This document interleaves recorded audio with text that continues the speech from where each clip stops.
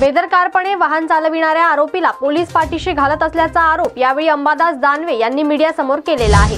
ठाण्याच्या तरुणीवर ज्या पद्धतीने अन्याय झालाय, अत्याचार झालेला आहे, एसआयटी जरी स्थापन झाली डीसीपीच्या अंडर तरी अजूनही या आरोपीवर 307 कलम टाकलेलं नाही। कारण त्या आरोपीनं बेदरकार वाहन चालवण्याचं जे कलम आहे ते चुकीचं आहे।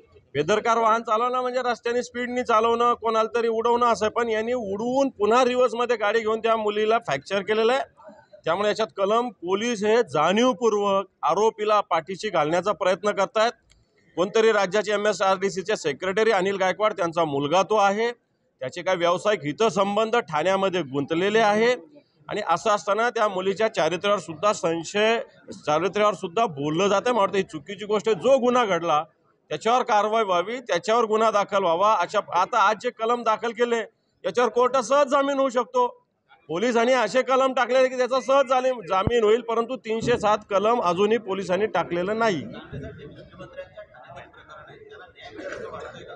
हे महाराष्ट्र हे काही कोणाच्या घरचं गाव नसतो, कोणतंही ठाणे असेल कोणाचं घरचं नाही आहे। ते या महाराष्ट्रातील जनतेचं आहे, कायद्याचं राज्य आहे आणि कायद्याचं राज्य आहे म्हणून कायद्याच्या पद्धतीनंच कारवाई करावी लागेल।